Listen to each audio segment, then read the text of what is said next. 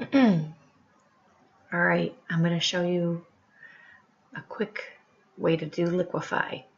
So if you just click on the background and go to duplicate layer, you could rename it, but I'm not going to bother.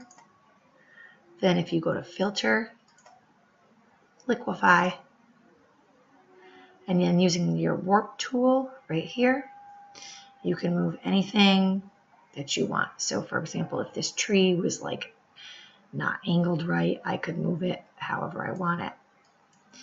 The bigger the brush, the bigger the area it's going to move. And if you do anything and you want to undo it, you can just do Control Z. For example, if I wanted to even this tree line, which I probably will undo because I don't think I really want it like that, I can push it down. In this case, it's really blurry, so it won't really make a difference.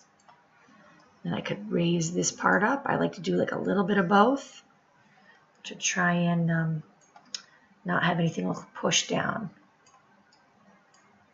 Take up. So right there. So I'll leave it for now, just so you can see. So there's the before, and there's the after, if I wanted an fairly even tree line. All right, so now I'm going to flatten that, and now I'm going to show you using layers, using curves to add some depth to this.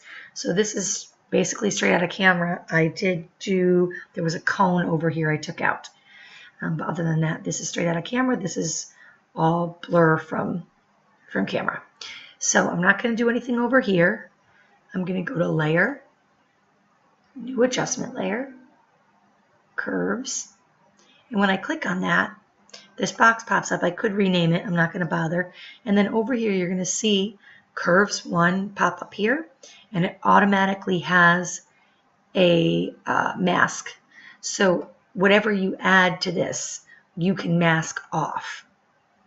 So when you have this line, this RGB is basically, I'm using it as like an exposure. So if I pull it up, it's adding exposure. If I pull it down, it's lowering the exposure.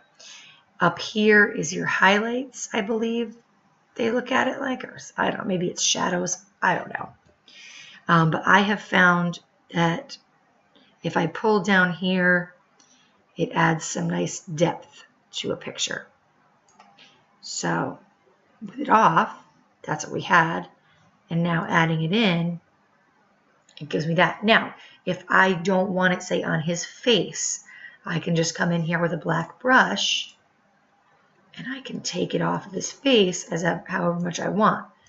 Now I'm pulling some of that light back into his face. Maybe his arms here, maybe right here. Can pull that back in.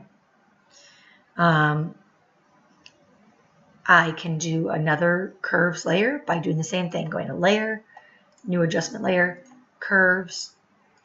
Now over here you see Curves 2, and maybe I'll add some warmth. So this time I'm going to, instead of just doing RGB, if I pull that drop down menu down, you're going to see red, green, and blue.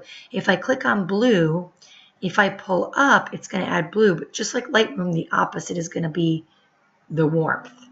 So we were here, and I'm going to add a little bit of warmth. Nothing crazy.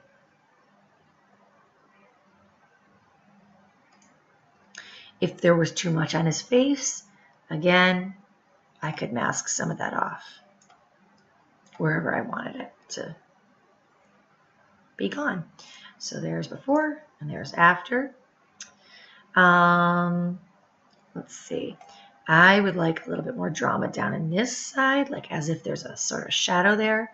So I'm going to play with that a little bit. So I'm going to go back to New Adjustment Layer, Curves, and I'm going to keep this part and I'm going to really make this much more dramatic, way more dramatic than I really am going to have it. Now this time, instead of masking off what I don't want, since I really only want this section here, I'm going to do Control I, and when I hit Control I, you're going to see that this white box is going to go to black, and my image is going to go back to where it was. Now, if I add in, I'm going to make my brush larger, and now I'm going to go to white over here, and now I can add in some of that depth that I was looking for.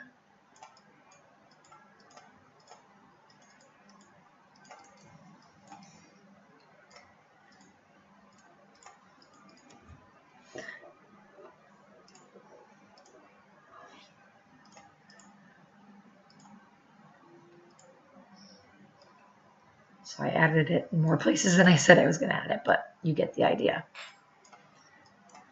Okay, so before, and then when I added that in, if I then see it's a little bit too much, I can always change it with the opacity slider here. And then I'm kind of thinking I'd like some warmth brought in here. So I'm going to see if I can do that. Layer, new adjustment layer, curves, and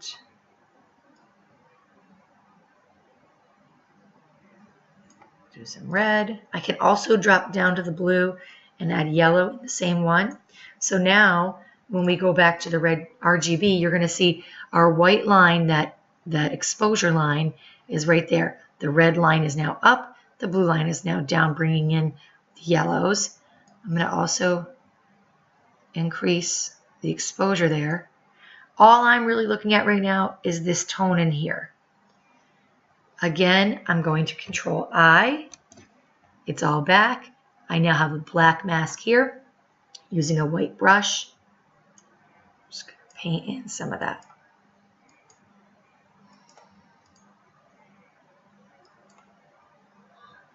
If it's too much anywhere, like right here, I'm just going to take it off.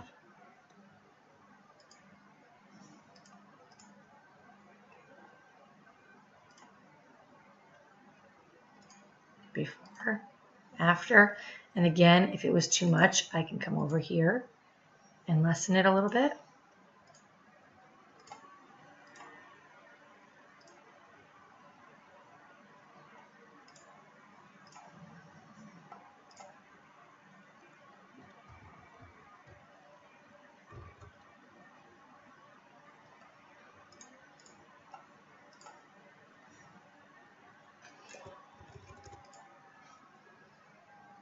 Okay.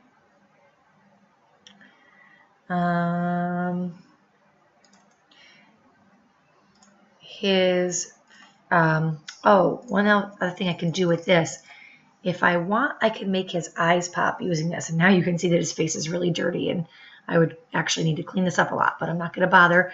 I am going to show you how to make his eyes pop, though. I could still do it in curves, and what I would do is, I'm only really paying attention to his eyes right now. So I'm going to increase the exposure. I'm going to go to blue, and I'm going to increase the blue since he has blue eyes.